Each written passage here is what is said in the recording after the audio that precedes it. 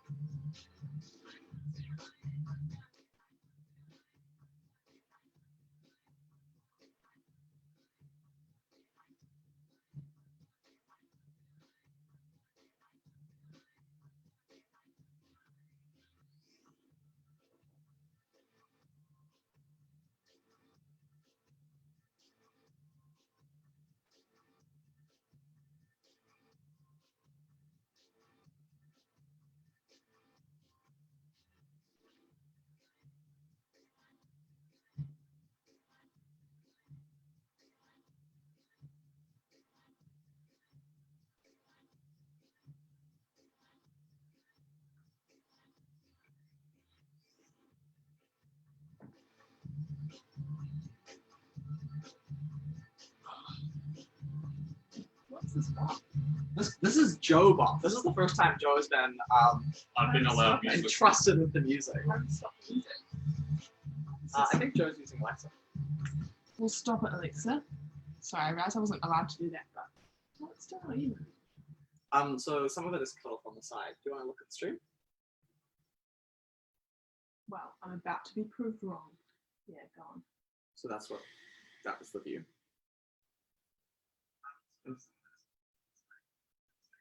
Yeah, so you've We're just saying we were just good a and slight- Grace has just made it worse. Yes. No, it still looks good. Hey, on your phone, it still looks good. Okay. Hello, everyone. Welcome to episode 11 of Noise from the Bench. 11 episodes in, as usual. Well, I can't really do our lockdown updates anymore because we're free from lockdown. How is life in general? What momentous life occasions have happened? It was my birthday yesterday. Was it? Oh my god. And what did I get up to? I went to Wellington yesterday. I just got back to Auckland today. It was pretty good. It was a pretty long day. I got up at 5:30 and I was fucking exhausted by the time of last night, which probably didn't help from me getting drunk. Yeah. But it was pretty good. And I was a little bit hungover this morning. It was quite good because late last night I was just like lying in my hotel room, like drunk, and I had enough red wine and bubbles, which hits your head hard, that I was just starting to get a hangover at like 12:30 at night and just like lying there like I want to die. I just flipped on the television. I was just like watching financial news, like yelling at the men on TV about unemployment rates, which is just absolute zen for me. Absolute zen. It's quite nice of the government to plan the budget for your birthday. Well, yes and no. I mean, yeah. I could have stayed here and gone out for dinner last night in Wellington and just had a normal day. I didn't have to get like work and get up at 5:30. But it was pretty good because I caught up with John this morning and caught up with some friends last night. Pretty chill, eh? Well, what's the plan for the rest of the evening? We want to go out for dinner, but we don't know where we're going to go. Yeah, Aucklanders, recommendations. I've given some recommendations. They're good recommendations, but we like variety. We like different thoughts. I'm going to have a tin now. Yeah. Just for tomato nights. You. Care of my friend Mitch sent me some. It's a good beer. Which beer is it? It's the United Colours of New APA. It's a good beer. What did you get up to yesterday? I studied. Didn't you play the zoo game all day? No, that's not even true. Not even true at Not even all. true. I don't I think played- you even turn on the zoo game at all. No, I played like 2 hours of building my virtual zoo and it's going very well. Thanks for not asking. Oh. And I studied. Lockdown continues in my mind. I did a mock moot this morning for. I'm so impressed I managed to say that Mock moot. mock moot this morning for all of the criminal law students at the University of Auckland. So if you are one of our criminal law students, watch your tutorials. They're lots of fun. So today, going to be chatting about trials. I thought we'd divide into two. One is a chat about selections and what it's like to be a selector, what are the things you look for, and then second, approaches to trialing, how we figure it out. Because of course, we're going into trial season for Australs. Auckland has their trials this weekend. When is Otago's trials? Do you guys know? No idea. Yes. I believe it's the 19th of June or the 17th of June. It's definitely one of those two. But that's quite a while away. They have exams. Now. Yeah, very shortly. Oh, neat. Well, if you haven't been selected into a team, however, still come along to Auckland Whippersnapper. So Auckland Whippersnapper has over 50 teams attending already. It is going to be an enormous tournament. It is probably going to get to 100 to 120 teams. So there is literally nothing that could prepare you better for Australs. We've got excellent judges coming along. I'm pretty sure we've got some Australs DCAs on the Edge core for Whippersnapper. So yeah, going to be a fun time. In addition to Auckland trials, we've got a pretty busy couple of weeks coming up for Auckland. It's always busy. Yeah. Yeah, I need lots of online debating so that we can avoid political arguments here in the flat. Yeah. I've been away for 36 hours, so I don't know what's happened. We just had No, do you know what I mean? Yeah. Like, we need to put our energy into Purge. something. debating helped me mellow a lot in high school. I used to get in fights a lot. What and, physical fights?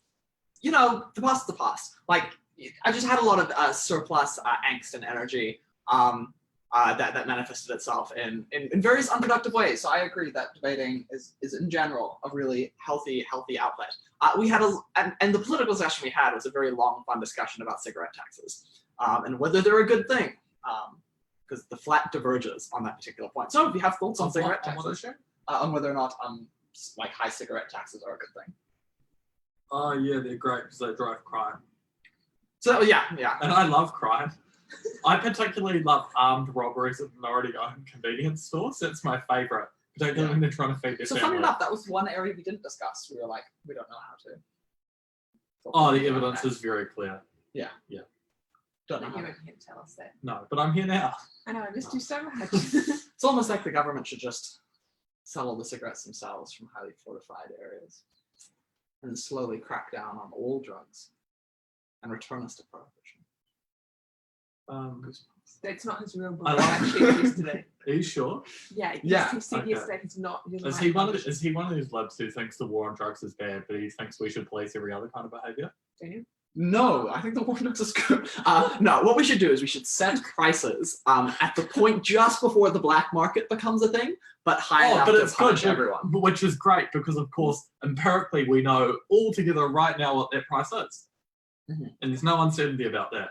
There's no unintended consequences. Exactly. Gotta be flexible and dynamic. And when I ban cigarettes and alcohol like the South African government, you'll see this. I don't know In what South the- Africa, It was it's just terrible. this It was terrible. paragon Yeah. of just like well-functioning society with very low crime rates, and Yeah. it's good. I don't even know what percentage of sarcastic this conversation is, let alone the price point at which a drug becomes that market. Nice. Okay, so I tell you what I would buy on a, oh no, do you know what, maybe I wouldn't. I'd consider buying on the black market a hamster, but then I'm like, you can't get them here and there's very good reasons can why you you not can't. get hamsters in New Zealand? No, Really? Explain that. I know you can't get snakes here. I was considering importing a snake. I think they're just like little You have bad cigarettes, but we're gonna have a flat steak. Snakes are great apartment pets. I think it's because they're bear pest, but I really can't get them here. Oh, that's But very they're interesting. Quite cute, but I don't know if I'd like them because I like pets that have a little more personality. Something about hamsters just intrigue me. Funny. Yeah, and Americans get like a little ball and they put their hamster and the hamster like rolls around. That's very They, cute. just, they intrigue me. They intrigue me. Yeah. But We should I'm also very- probably ban cats. I think that's the logical extension of the biosecurity laws in New Zealand. I'm definitely allergic my to view cats. for a long time, and I'm quite serious on this, is that I'm happy to ban cats, but it relies on a grand bargain. Yeah. There is exactly one reason I'm happy to ban cats. My allergies. No, it's if we're allowed to have pet kiwi. So if we're allowed, I've been quite clear on this for a long time. You have actually. This is a Are you not concept allowed of the pet show. kiwi? No. Well, no, because it's like an endangered animal and stuff, and just rules and stuff. Whereas if we were allowed endangered flightless birds, I quite like kakapo. Are kakapo flightless? I think they might be. Yeah. Kakapo are great They're too. Chubby. Chubby birds. But I'm of the view that, okay, fine Gareth Morgan, fine these other people. If you say we ban cats and that means all the native bird population is great, that's fine, but I should be allowed I a pet kiwi. 100% agree. Because I have this dream of sitting down with a glass of wine, watching the television, maybe watching like a rugby game on a Saturday night or something. I just have my plump little brown kiwi on my lap, like a Yeah, bird. that'd be great. But it's like, it's good. You just give it a wee pet, and it would like scurry around. And Because like even though That'd be having great. like some That'd be people would so argue that well obviously there needs to be reasons why we're currently not allowed to have them but presumably those are just like a bit arbitrary moral reasons I think it's and- probably to manage the stock. where's the start? Like with endangered species, you've got to be quite careful about which ones are breeding and where. Okay. And But if it couldn't hurt, so here's a slightly less probably popular idea than letting people own kiwis. We should probably allow the hunting of endangered species for exorbitant sums of money. I've argued a lot with a couple of law professors about this. Like I would never hunt. I don't particularly like hunting, but it's a very, very effective conservation tool. yeah, no, it is. And we should allow the hunting of our national bird. Like we probably should. It's a very effective conservation tool. I find hunting distasteful. Me too. But I try not to let my moral position. I don't find it distasteful at all. I think there's something really gross about like saying, you know, like that American dentist like. I tell you what, what's more gross is just industrializing meat consumption, I and it also just think turns that's up in disgusting. packets in the fridge. Maybe they're both gross. No, it's quite normal for people to hunt. Okay, flat consensus. We should. No, for Bad meat? food. I find hunting for sport like killing Sure. like killing a giraffe. I think it's unethical to just like hunt an animal and let it die in the woods. Like it should be so you can obtain food for your family. Yeah. Like it's more moral to hunt, kill, and eat a human than it is to just hunt and kill a human, right? Oh, I don't want to ban cats. No matter what, I can hunt. I don't want to ban cats anyway. I support native species, and I think we should make sure that only the Yeah. fittest I think of native birds are alive and speaking of breeding. taking and that's where advantage cats of come in. foreigners, we're talking about selling hunting licenses Yeah. to wealthy foreigners. I've been thinking over the last little while whether we should just apply like a flat border levy to come into the country that is like almost exorbitantly high. So one of the problems in the South Island is that some of the national parks in Queenstown and stuff have just been absolutely like ruined. The environment's just been ruined by like international tourists. I wonder if we should just like set an exorbitantly high border levy that basically means like if you're a poor backpacker that plans on coming here and spending like $800 total of your stay, I'm sorry you can't come because you have an outsized impact on the environment. But if you're like a wealthy millionaire, here's your $10,000 border levy to like visit New Zealand. I feel like it would Yeah. price in the externalities. So you wouldn't do it at point of consumption? No, it's too difficult. It's too Because difficult. that's how Europe does it. Europe charges very exorbitant fees for non-Europeans to access. The problem is like in New Zealand museums. is we have lots of backpackers who come here because our natural environment is really beautiful, and seeing the natural environment itself is a kind of good. But It's hard to regulate. Exactly. Well, the excludability thing is really hard. So, but there's environmental border. degradation. No, as it's a but I don't result. think a border way is. Well, how else do you price the externality? No. Well, the thing is, you price way more than the externality. Lots of people come to New Zealand without the intention to spend weeks, and so it's I think it's quite an inefficient way to price it. But I don't care if I some think- people can't come. What if the police just rob tourists occasionally? Yeah, like highway bandits. that would Yeah. actually be, that would be kind Like of a good. bandit. Yeah, no, I'd tourist. be happy. like 1 in 100 tourists, like 1 in 100 camper vans. Get I think stolen Or like and spot taken. finds. Or just like if you look like a smelly backpacker who's not going to spend much money, we just want you into the country.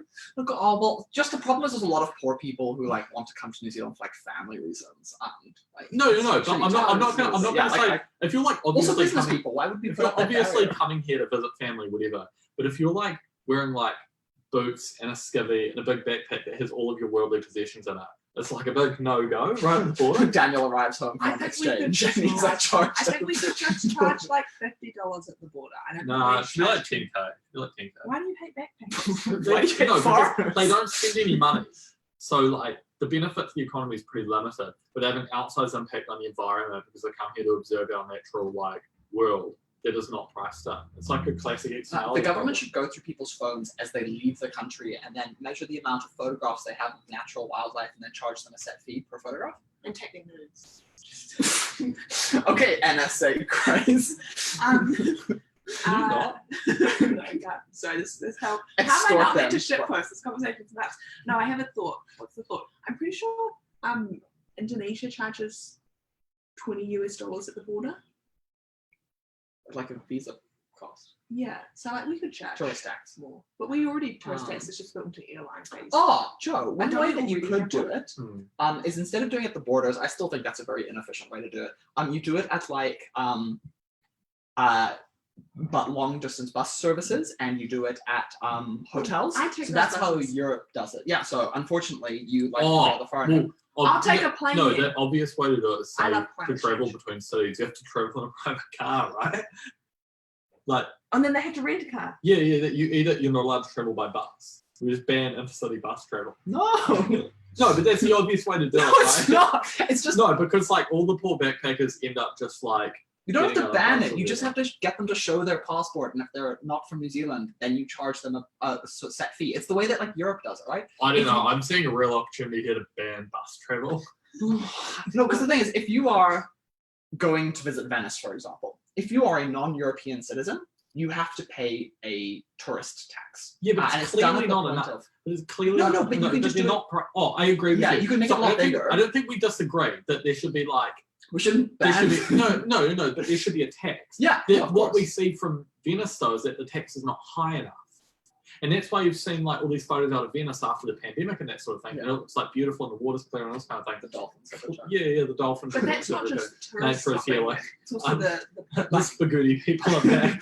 Nature is healing. it's The like the point- Venetian is also inside. It's not just the tourists. It's like, Well, yeah, but it's like Santorini, right? People know that Santorini and Venice have big cruise ship environmental problems. Yeah. I'm just saying, like, the tax should be much, much, much higher. oh, cruise Yeah. ships have been like dirt spilling germ tubs. We should also have just like a large I love carbon tax. tourists, but they are.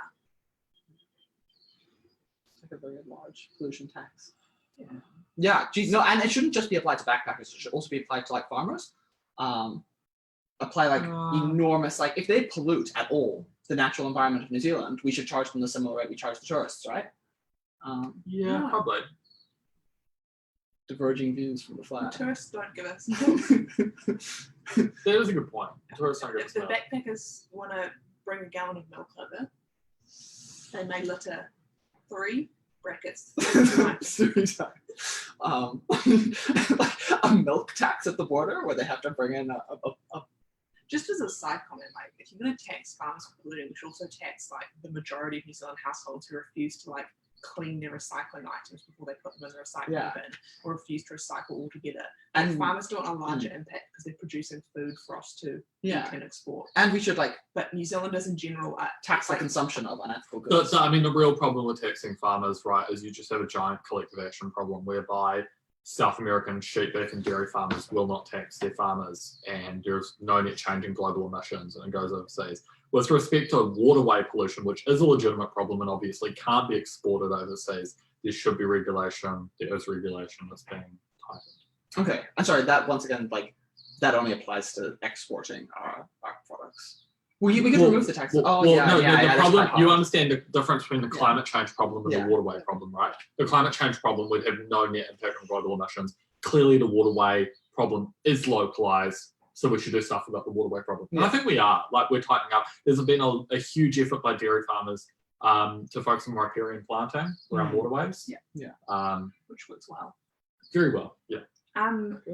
Just as a side note, I don't like cows because I mean, you know, I don't dislike cows, but I don't like cows because their legs to me look too thin for their large rectangular bodies, and I don't. It really puts me off. They have sort of full stubby. I bony find looking cows legs quite majestic. and a big rectangle, and I don't like that. It looks structurally unsound. Okay, should we talk about debating? So the thing Um, is that trials are really short. Yes. And that's actually a big problem because they're subject to huge variation in terms of what we can observe from the quality of trialists over a day or 2 days. I think that's a massive problem. And I think societies need to take more into account the past performance of trialists. Yeah. Because it's generally the people who are running trials are experienced adjudicators who have a lot of close exposure to the most competitive trialists at a debating trial, because I've seen them debate before at previous tournaments. Maybe they're a high quality skill student. They have a good idea about their performance. I have a problem whereby some societies highly volatile with their teams, and I think it's because they place a little bit too much emphasis on what exactly happened on the day compared to the past performance of those speakers. Mm. Yeah, and I think people selecting trials need to much more heavily weigh the performance of those speakers in the past, how they've done at tournaments, how they've done in breakgrounds. Do you think selectors should do this unilaterally? Often there's like, should they just like Oh, build it No, into well, their... society should. Society should do it, Okay, that's true. Yeah. But oftentimes societies do have these instructions to say Yeah, take they past just don't do performance it into well. account, and then selectors choose to put not much of an emphasis on past Yeah. performance. Society should review the rules that they have in their constitution for selecting, make sure they're happy with them, and then make sure that you're proactively providing that to the selectors you ask. And have a conversation with talk about selectors. So when they Yeah. say you need to, so Otago would take into account past performance, gender and development opportunity with a 3. And it became quite clear, even very early on in my debating career, that you would take into account the gender and development potential of a trialist in the instance where that is a tiebreaker. That is to say, if one person is better than another person, you are not to take those things into account unless you, through all reasonable efforts, believe those two people are of a very, very, very similar or identical level. See, I think there's a very interesting question around there. There was a lot of discussion when Auckland was passing its selection policies around the words like indistinguishable or very similar or similar speakers, because a little bit of a collapsible problem is realistically you never have identical speakers. There's always something that sets them like with some intuition apart, and so there's a long discussion about where exactly, how much of a gap between speakers you should be using. In that instance, you have to go, are we picking selectors we trust to make reasonable calls, given the clear vibe of the policy, or are you not? If you're not picking selectors you trust to make those discretionary calls in a reasonable way, pick different selectors. I think that the view was that, and this gets a lot of discussions we have about the legislature and judiciary all the time, that giving too much discretion to selectors is not necessarily helpful. How much discretion would you build in? Large. Large. I mean, you inevitably do, right? Because They're quite unaccountable. Yeah. Well, I mean, decisions in the past have often led to big Well, discussions and I mean, changings of policy. I should say, I think DebSoc execs can choose to politicise trials. I think it would be a mistake if they want to Yeah. perform well. Yeah. So you would just give broad ability. I would tell selectors to select the best teams that are most competitive for performing at a debating tournament. Because, I mean, I don't want to get into a big long thing about this, but DebSocs have gotten weird over the last few years in a few different ways. Like, a debating society is a group of people who come together to debate, and they are organisations in order to facilitate debating competition. That is their role. Yeah. And the role of a trial is to select the best teams for a specific debating competition. DebSoc should select the best teams. So do you think that's quite so you wouldn't, for example, take development potential into account? I think development potential is a useful tool. Yeah, it's like long-term thinking. I think it will, but it's complicated, right? Yeah. I think it's a useful tool when speakers are tied or very close. But remember that there's still a lot of development opportunity for a speaker speaking in a comparatively worse team compared to a comparatively better team. They're likely to still get experience speaking at the tournament. They're likely to see probably worse teams at that tournament and get experience of attempting to win debates. And perhaps taking on a leadership role in a team at quite a young age because they may be of comparatively high quality. It may, I think this is an open debate, but there are reasons why speaking with good speakers is really good. I think there are also drawbacks. Being 100%. for a young person's development, including taking a back seat in a prep room, being told what to talk about, and not being actively involved in case development. Feeling underconfident because you have this conscious. Absolutely. Yes, Now, there I'll was. caveat all of this to say, which is that I think Pro-Am is a fantastic opportunity for development. But there are drawbacks, particularly at competitive tournaments compared to deliberately Pro-Am tournaments.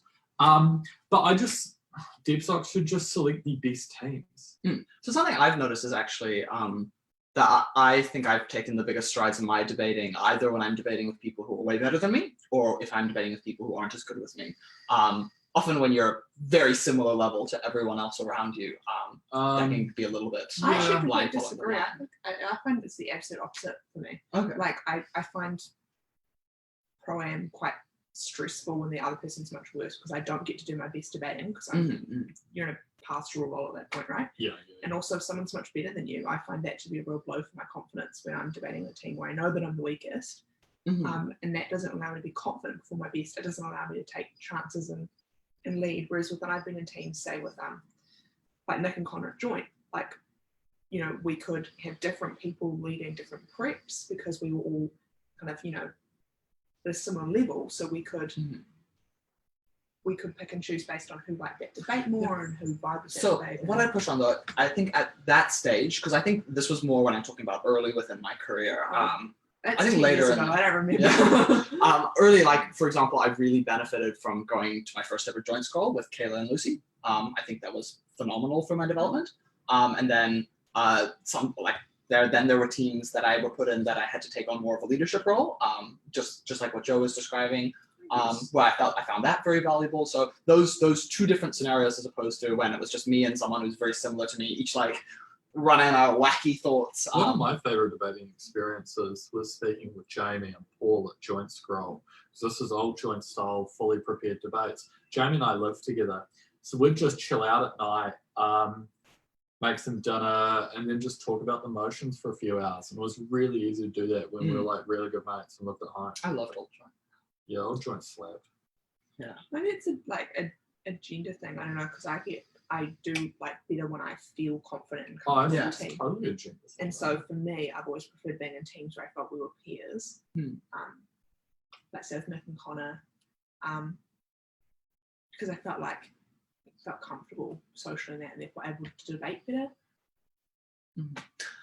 Going back to CVs and how much we should credit past Yeah. performance, the argument that was made when Auckland was having its discussion about how much we should be crediting past performance was that there was fears that it would lock certain newcomers out of rising, and that secondly, when people had invested a lot of time and energy into their debating, but had a history or had been basically like were a debating battler, then they felt like they couldn't break into those top teams because of past performance being taken into account. Do you just think those types of fears are a bit overblown? Yeah, pretty much. I mean, the people we celebrate as battlers in debating have done really well. Like that's the point. We celebrate them. But that might just be a success bias. Sure, but like those are the people we talk about. Like, I don't know, if you do really, really well at a trial, that should be noted. That should be taken into account. If you've clearly improved, that should be taken into account. If you have a really good speaker who's performed consistently well, who's been very, very good at string of Can I tournaments. just note here that the real risk here is not someone that has in the past not performed particularly well, turns up to a trial and does really, really well, because I think that sort of gets noticed. It's when a typically very strong speaker has a slightly shaky trial and you're tossing up where to slot them in. I think you're better off to pick a speaker who's performed very well in the past up a little bit more. Okay, that's fair. So, for example, if on Sunday, Daniel, I don't know if I should talk about this, but I'm going to. If you had just a bizarrely weak trial, I think it would be a huge mistake to just be like, fuck it, Daniel's in Auckland 4. So taking away from that, hopefully I'm not. We'll move away from that discussion. I remember a few years ago, Patrick, I think had a very poor trial or something, and there was a big discussion. Was it Patrick? Yeah, it was. And And he he tried very badly. Yeah, totally. But they still broke. Yeah. And this is the thing. It's like, Patrick, well, we make fun of the Boots case. You did have a shit trial, and it was reasonably competitive. And there's a world where you didn't make that team. Like, I think I was the next speaker down that could have been in that first slot in Otago. But, like, it was the right decision to select Patrick. Like, he can be fucking weird in debating sometimes. Much less so now. Much less so. Yeah. But at the time, he was a good speaker. He had a weird as fuck trial. He basically needed to be taken around back and just slapped around a bit and told to get his shit together. And he did get his shit together, and that team performed pretty well. Yeah. And they made semi officers, they did good. So now moving to a slightly more practical discussion. I am someone who has had a couple of shaky trials in the past, but not necessarily shaky, but just not as good as I end up performing in tournaments. And one of the reasons that I really found that is because I quite like the team aspect of debating. I quite like getting in the rhythm with people and developing like routines with them and like helping and prepping with your teammates. What do you think, what is your trial routine? How do you overcome the artificiality of it to debate well? I think we've talked a little bit about this in the past. You have to game trials. That means being sneaky and being mischievous, particularly in attempting to achieve outcomes that you might desire. This is all really brutal, but like, for example, if I want to be on a team with a particular person, I will behave in that debate in order to lift that person up and to ensure that they can perform well. That might look like, so for example, if I was at first neg and the person I wanted to speak with is at second AF, what I would do is I would tend to slow my speech down and still deliver well-crafted analysis, but try to be as clear as possible in my point making in order to make rebuttal from second AF as easy as possible, with the view that if I perform the analysis well at first neg, I will be credited for that, but it leaves a much better opportunity for the second half to then engage with my material. That's the sort of thing I would do. Do you think being clear helps the other team? Absolutely. Now, yeah, holy no, shit. no, so not, much. and I should be clear, So not in a much. way that means the other team is likely to beat you, but by then lifting the quality of the debate, Which is good for everyone. which is good for everyone, but is likely to have an outsized impact on the speaker directly in front of you. Yeah, directly. I think the tricky thing about trials is you don't really win or lose debates. You might have a terrible speaker in your team who's being filling that room for whatever reason, and they're going to be put in like the 6th team or whatever.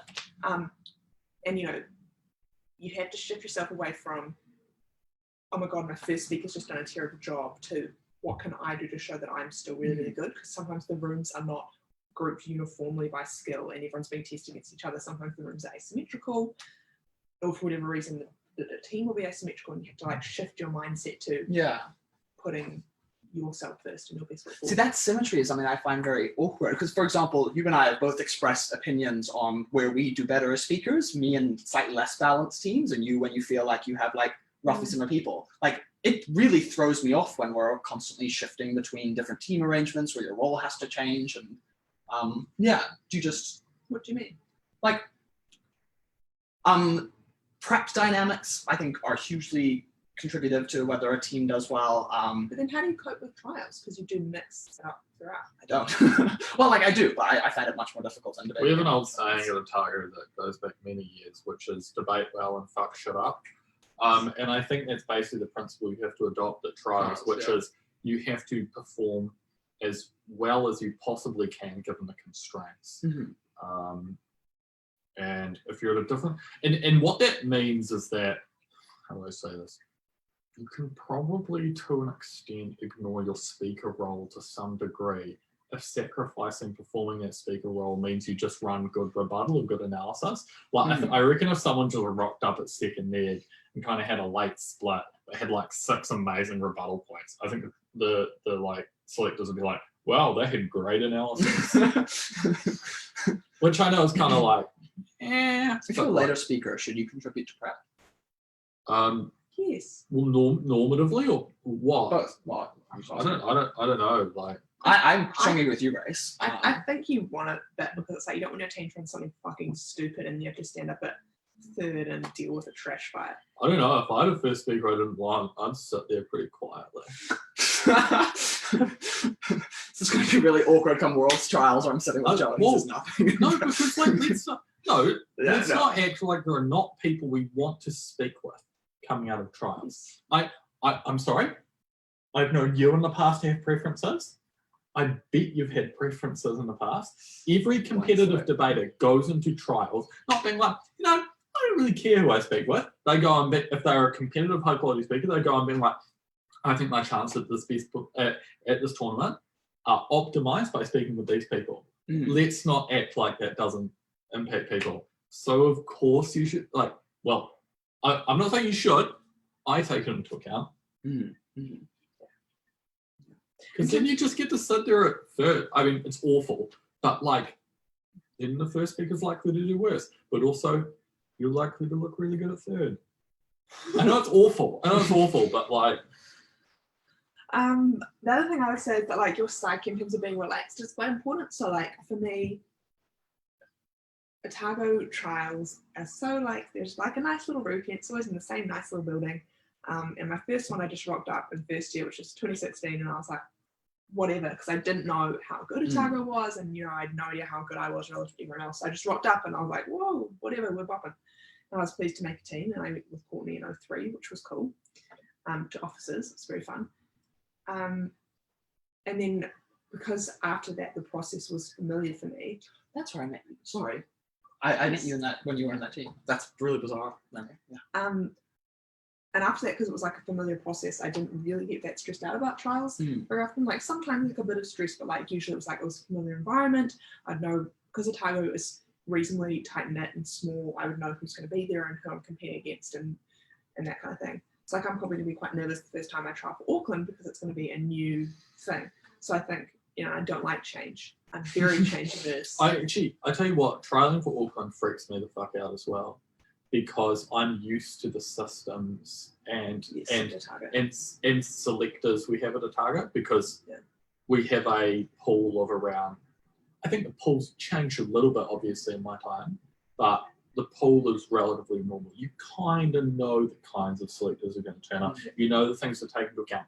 And generally those selectors understand the relationship between exec, the directions they're given, and what to do on the day. Yeah.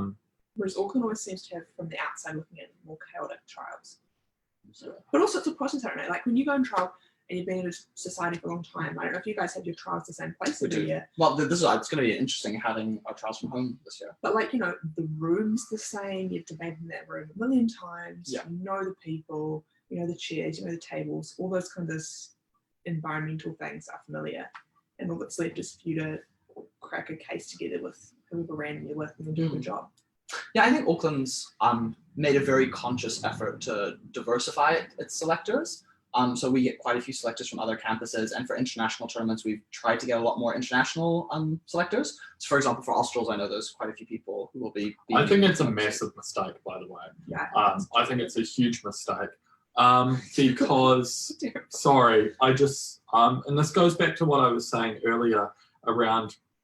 It's useful to have selectors who understand the debaters' past experiences, how they slot into different teams, and their strengths and weaknesses and what you're looking for on the day in terms of their performance. Whereas if you just toss in some Australian who has a lot of cred, cool, but they don't have any knowledge of the speakers. They don't have any knowledge of what's happening on the ground. How are they possibly meant to take into account past performance if they have literally no knowledge of past performance? And it just breeds volatility. And also, like interpersonal relationships, I do think that you need to factor in, like, have these people worked well together in the past? Have they worked together with tension? If we put these three people together, what that's likely to be. I think you want them to know them. But also, I have a real problem with international judges, which is that, like, it is very rare that you actually know how good they are. Because judges who have broken at Australs are not necessarily good judges. They may be people with rep on their circuits for reasons entirely beyond actually being a good judge. Like, God, I've seen, we've seen so many Australs breaking judges. They had Australs and they're fucking, And actually, they often fail to accredit in New Zealand. That's happened multiple times. Yeah. So that once again gets into quite a thorny discussion of, is X nationalities judging bad, or is it just different? No. So I should be clear. My real concern is probably not what Grace was saying. It's more what I was saying earlier, which is to say that you need to have a more in-depth knowledge of a speaker's strengths, weaknesses, past performance in order to correctly assess them and place them in the right time. So, for example, if a panel of international judges had selected that Officers' Cup trial many moons ago where Patrick had a terrible trial, I suspect there's a very reasonable chance he would not have been placed in time one. There was, of course, that would have been a terrible, that would have been a terrible, terrible decision. So sorry, you don't. So what you're describing is very much like an on the ground understanding of how people debate, having seen them debate together lots of times, like that type of past understanding. Do you just think that can't be compensated by, for example, CVs or by preference? No possible way at all. So I know Nick's watching, and I don't think he'll be hugely offended if I talk a little bit about his debating career. We love you, Nick. Yeah, we love Nick anyway. And Nick will appreciate them having new there. Nick has had an interesting debating career where his development was very flat for a very long time and then took a rapid spike, and he got much better quite quickly. Now, the thing is that those of us at Otago and probably the broader South Island and to some extent New Zealand would have had a good understanding of Nick's strengths and weaknesses. If you had someone who understood Nick's strengths and weaknesses and he came into a trial debate and he had significantly improved many of his core weaknesses, that would be a very good sign to me as a selector, because it would signal to me that Nick was being deliberate about his development and taking into account his weaknesses and trying to improve. So if Nick turned up in a debate and his style had become much better, his structure had become much better, his points had become more cohesive, which did happen. And I was a selector. This is a true story. This is this is a Disney true story, Cool Runnings kind of thing. I'd be sitting there as a selector being like, this is a very positive sign for Nick's performance at this trials, because it indicates I can be confident that Nick will take this tournament seriously. If I have no idea of his past performance, his strengths and weaknesses, there is no pattern for me to observe. Because when you think about it, someone's debating career is a very large number of experiences over a period of time. And a trial is just one narrow snapshot in that entire debating experience. But when we can put that in context and have kind of like, I don't want to be too nerdy about this, but assuming that a debater has this kind of vector of variables and they have strengths and weaknesses across those variables, and we can see how the variables move over time and shape and move and get better, and you can notice spikes and improvements in areas of debaters' core weaknesses, that is so helpful as a selector. Yeah. So helpful. But of course, if you only have the snapshot, you're so much worse off in terms of selection. The other thing is, you can have a CV that says attended Australs and didn't break, but the actual story there is that you were a really good team, you were really cohesive, you improved considerably while training, and you're a really shitty call in the last round, and that's why you didn't break. And you can't write that on a CV. So that doesn't necessarily represent and lots of us will have this experiences. Yeah. So, you can be a really, really good world's team and not break, and your CV will show that you didn't break, not that you were a really good team that worked for the world together or whatever. So that's a problem, right? I think CVs are valuable, particularly if it's a speaker that the just don't know as well, and they can use that to fill in some gaps. But also, if you're a judge who doesn't necessarily know the majority of the speakers you're looking at, you're not meant to, like, how do you go away and like memorize that person's CV such that when you see them in the debate, you're capable of forming a cohesive picture about that person? Yeah. The thing about New Zealand is that we have this benefit of knowing a lot of people in New Zealand debating. Like our mind, like we don't have to do that work. Our mind associates that person when we see them with the information we have about them. It's very hard to get your selectors from overseas to, memorize your CV. Which is why, and this is why I think it's been good from Otago in terms of, I think its trial results are generally quite good. Because you have a relatively core group of selectors, and that's moved slowly over time. As some people drop off, you bring in new people. But I think that means you can have a moving picture of the structure of debating at Otago, individual speakers' strengths and weaknesses, and that means you can most cohesively select teams. So I don't know how common this is, but I just want to make a random point before I re-engage with this discussion. I can't remember how many years ago where Otago had a selector drop out or something, and so the way it worked is that Otago 1 was selected, and then the Otago 1 speakers became selectors, and that system just found it very interesting. So again, I think we should feel very comfortable with those kinds of systems, because again, those speakers in Otago 1, and I should note this does not happen regularly, this has been a rare occasion, but in those instances, the reasons why we've been comfortable to adopt that system is because we've been relatively confident who Otago 1 is going to be, and that the members of Otago 1 are experienced adjudicators, members of society. Now, those people are very well placed to assess their peers' strengths and weaknesses. And at the point in which they are selected, they no longer have skin in the game. Yeah. Well, they Then make should ideal selectors. The other thing, I actually probably want to defend your exec strategy. I think there's a benefit to having some consistent theme selectors, because if they do a good job, why don't you keep them coming back? Like bring in a random diversity no, it's not literal diversity, not like cultural, but like bring in new selectors just for Yeah. the sake of having new selectors and fresh eyes doesn't give you a chance to like reward trials that you feel were run smoothly and run fairly and produce good teams that won tournaments. Yeah. We've just roasted Euro. No, We so- love so your exec, what- Mad love. So I'm gonna have some time to respond now after listening to the Go on. Otago approach. And before I discuss some of my concerns with the broader like institutional core of like selectors you go to particularly often, I will give 2 caveats. And the first is like definitely if you're just selecting like random people from overseas, that's probably a bad, especially if you're just doing it based on rep. Of course, you should predominantly do it with selectors who've judged you multiple times or your campus multiple times, who have connections to your campus, who you think are good judges.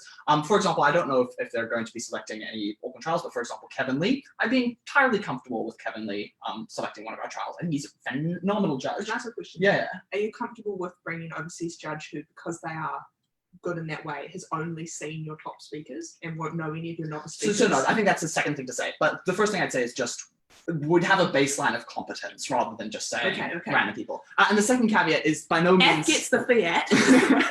the second thing I'd say is by no means is this a replacement for developing selectors. So for example, I can't speak to other campuses, but Auckland has a very deliberate strategy of introducing selectors, getting them experience exposure, putting them with other experienced selectors. I think a really good example was really good example was me at Joint School. Like it was a phenomenal opportunity to select alongside like Paul and Jess. That was very good for my selecting skills, and will hopefully like I don't intend to leave Auckland anytime soon.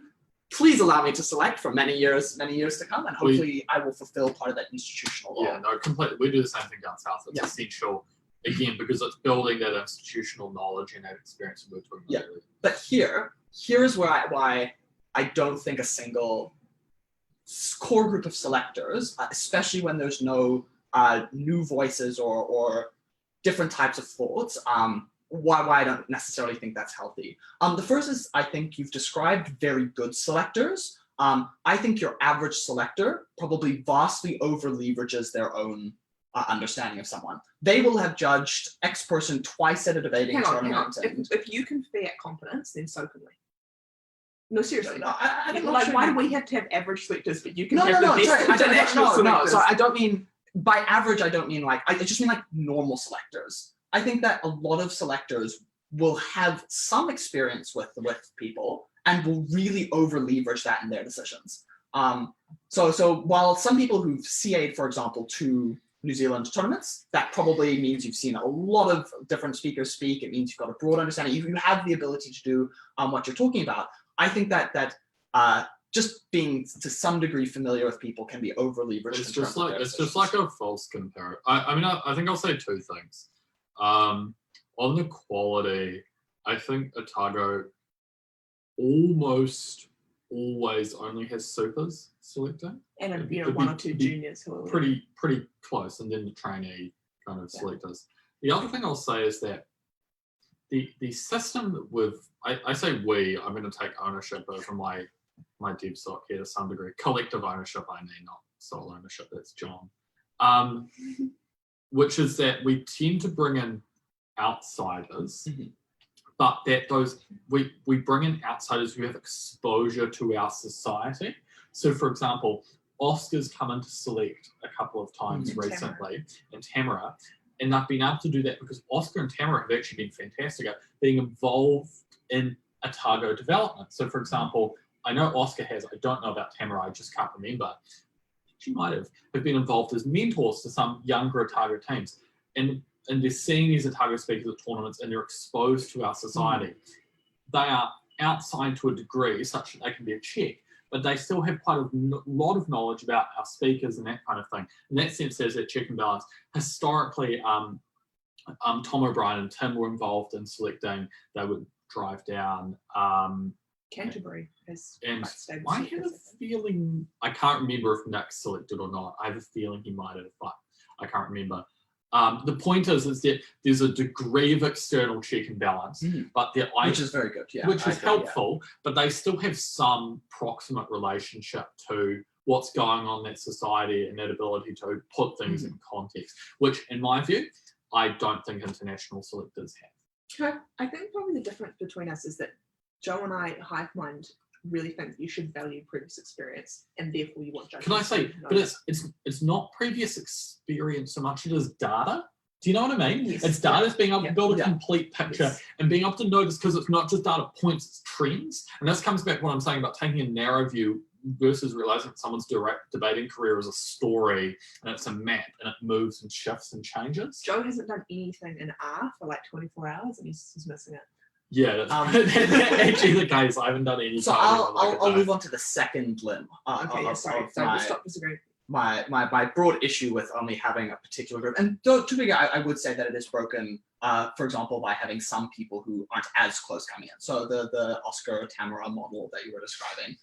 They're actually very close friends with ODS, and they do a lot with Yeah, us. So yeah. they are actually quite integrated, but they're not, currently they're not ODS. Do you know what I mean? Yeah, but so one thing I would say is that many societies have fallen to the problem of a small cabal of older debaters who have particularly strong preferences and thoughts, very little integrity, and a willingness to use it, and to have those preferences just be continually reproduced in that society in a way that becomes deeply unhealthy. I think that having outsiders coming in, forces them to be more plausible in their adjustments. It doesn't mean they can just say like, well, this X person was good in club nights that I've seen them before and they've deeply underperformed this trial, but I'm just going to kind of ignore that. It does reality check them. And then secondly, having a lot of experience with someone speaking doesn't always mean that you have a good understanding of their weaknesses.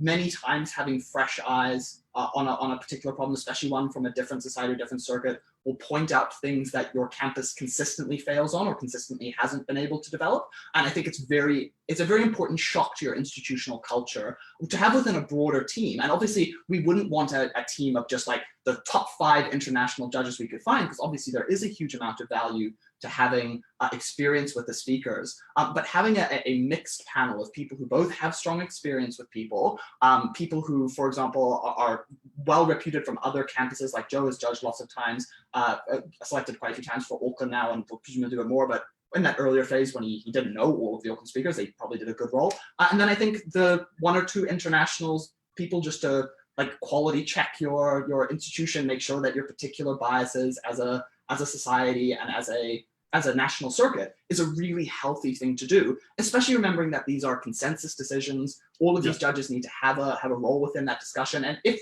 we just think they're wrong, they're going to be overruled. I think it's a really good addition to the conversation to have in the room, to have people are removed and don't have that experience. I get that. I just think there should be some existing relationships. So I think it was helpful that when Oscar and I selected the last year officers, we kind of knew what was happening in the room. Do you know what I mean? Yeah. So we had a good picture of the speakers and that kind of thing.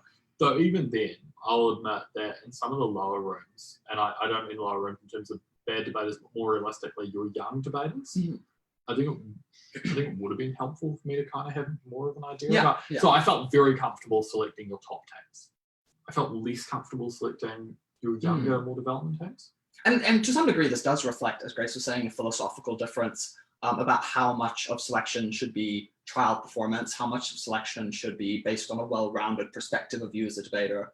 But I would say, I have seen some judges who have selected things in the past make statements about debaters, very confident statements about debaters based on 2 data points from the 2 tournaments they've seen them over the last 3 years. I think that there's an overconfidence problem with a lot of very good judges. And so I would check that a little bit by having external, and just having the large selection panels, but also external selectors. So would you swing international judges even when selecting for a domestic tournament? That's a little bit different because obviously you want to hew much closer to New Zealand's national priorities when you are doing New Zealand tournament. And also there's particular stylistic things, I'm just not sure an Australian with no experience with New Zealand Officers' Cup or Easters would be a very good person to select those particular teams. But if I had 6 selectors and we're selecting joint scroll, I'd be very comfortable with someone we know is a good Australs judge coming in and speaking to that. Yeah. See, my trouble with the idea of the panel is that often I don't know what Auckland trials like, but often at the Otago there's 1 judge per room and there's 2 or 3 rounds. So if there is a panel, you don't actually get to see every member of that panel. So if you get that international judge once, or you get the that judge twice, that does affect massively your whole No, trial. that's true. So the way that Auckland runs its trials is, I think, almost most of the time, every speaker will be seen by at least 3/4 of the selectors. So there is quite a bit of rotation there. And of course, there is a problem, and that's just the limited data point problem that Joe was talking about. Realistically, the way in which we select teams is run a mock tournament that just gives you lots of data points. But we can't do that. So that's inefficient.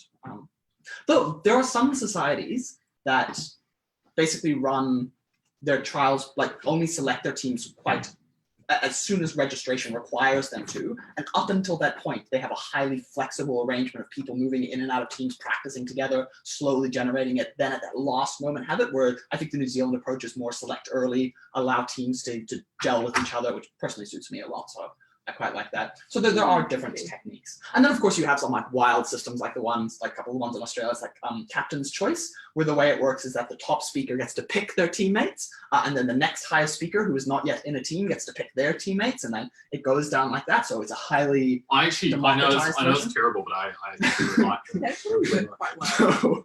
No, that is bad. It just allows personal dynamics and power dynamics within societies to become super dominant. Yeah, fair enough. Fair enough. Yeah. It was probably, sorry, Nick, but it was probably good when we didn't select you and I won for Australs. Do we have any anon questions? Oh yeah, a few. Salim was messaging me. Thank you, Celine. We love I've Salim. been- Shout out to Salim. We love Salim. We do love Celine. What do you think about allowing, we kind of touched on this now, but what do you think about allowing individuals in trial to use preferences as vetoes as a way of forming teams? Common in Australia, can be controversial. Yeah. Here. I think we should allow more a little bit. Well, it depends what your baseline is. So, for example, Auckland used to have a very expansive veto system that led to highly disproportionate outcomes, really distortionary outcomes, really cruel outcomes where people were just like picked on and excluded essentially from the entire squad. People trying to reverse engineering the trial process as opposed to actually having like a fair process. So I think that puts me, that has given me a lot of intuitive dislike of a veto system. Obviously, when people have strong personal vetoes, I think that's totally allowed, but I don't like people reverse engineering their teams. I think that doesn't give any credit to the selectors. Well, I mean, obviously you can do what Joe does in helping particular speakers, but I don't think we should give them more formal power to do that. Preferences I like, but preferences, once again, just give another data point to judges and selectors, and they can take that into account how they're comfortable with. Yeah. Would you run a more expansive veto system? Probably not. I think it'd be handy to know what people's preferences are. Yeah, and the thing is you can take those preferences to account contingent on what else you know about a speaker. So two 19-year-olds rock, I'm like, I want to speak with my friend. You can be like, sit down, child. You don't know what you're talking about. Whereas if I used to hate group projects where you had to pick people to be with you. I love when the teachers line it. I feel so mean. after Oh, James yeah. and Lucy went to an Australs final and they rock up the following year and they say, we would like to go to Australs again together. I'd be like, well, that seems sounds, doesn't it? Do you know what I mean? Yeah. Yeah. And that clearly should be taken into account. Not just the fact that I've been into a team together, but that I'd actively prefer that is the outcome that takes place. Yeah. And I think it'd be handy to know. I mean, you shouldn't let speakers blackmail you, and I'd be very, very wary of doing that. But I mean, it'd be handy to know if a speaker's like, I'm going to drop out, I'm not with this person. Like, that Yeah, would probably hopefully be handy we to should know. have a general culture against that. Yes, I think. yeah. One thing I would say is I personally don't particularly like the formal. Well, I'm torn. I'm in two minds about the very automatic. The person who does the negative preferencing of the veto goes into the lower team.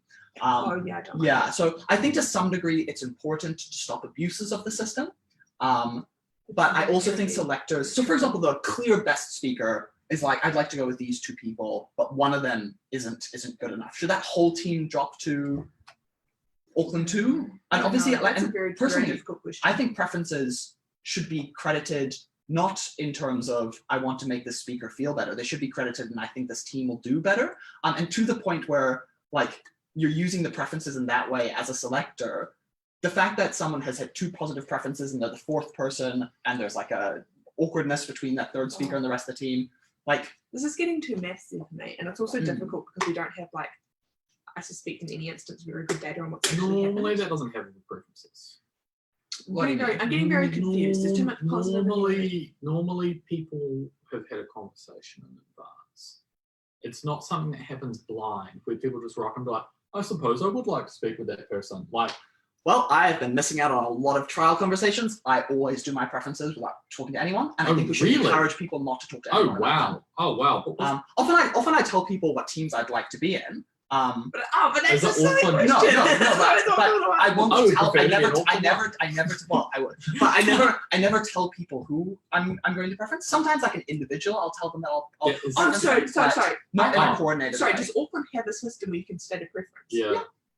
Ah, you see, I think that's a good idea. I think there should be a little free text field, comment on your preferences, and then we the judges email can vote on Joe. it. That's how it works. I So think Joe that- has received my preferences or lack of preferences. I haven't so- looked at them I yet. think there should be like a max 100 character little box with free text people can put in, but selectors don't. You seem have very to- keen at being free text, so Well, I You don't, just I, get because I it don't sometimes. think there should be like a formal. Yeah, it shouldn't be a Negative. buffer. we normally do it through It emails. shouldn't be a. Yeah, I don't have to. Tick that. Imagine like tick the preference speakers. I don't have to tick a little box. I want. You want to be able to express your feelings in a free. Yeah, I form want way. to. I want to express myself.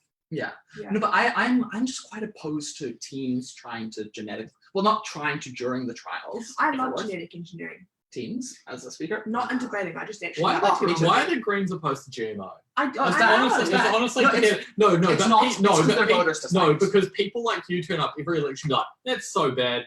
I'm going to vote for them anyway. Wow, I'm It's not a because- single issue GMO voter. Oh, No, shock but, and like, there should be horror. more public pressure on it. No, I Yeah, disagree. The Greens are Green weirdly- voters don't like GMO.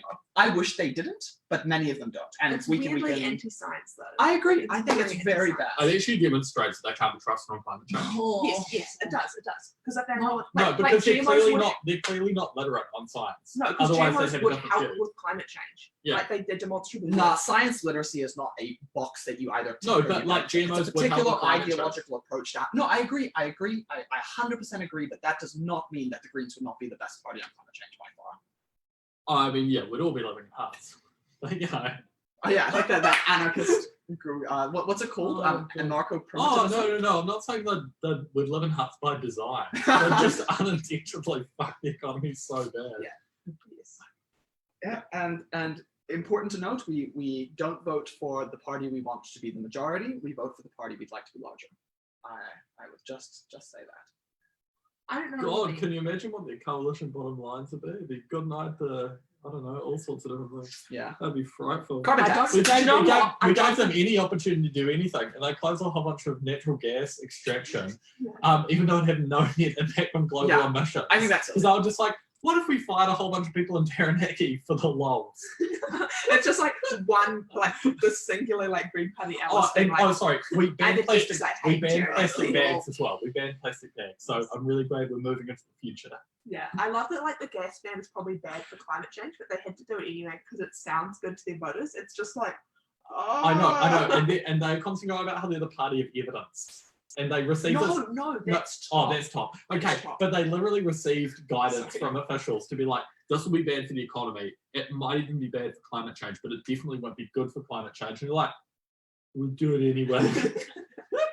Sorry, sorry. We're I think the alienating. sad reality is that the Greens, like every other party, need to cater to their base. And while I am a environmentalist who's pro-fracking, I'm pro-GMO, and I may be a minority in the Green Party, that still does not mean that blanket no, statements but about like, X, Y, and no, Z. but they've literally done nothing for climate change. I don't The know. Zero Carbon Act was just to like, we're gonna do something, like piece of legislation. Oh, we're gonna Maybe we should put them- We're gonna alienate viewers and we're gonna alienate Daniel. Alienate posts. Any other questions? Should we go for dinner?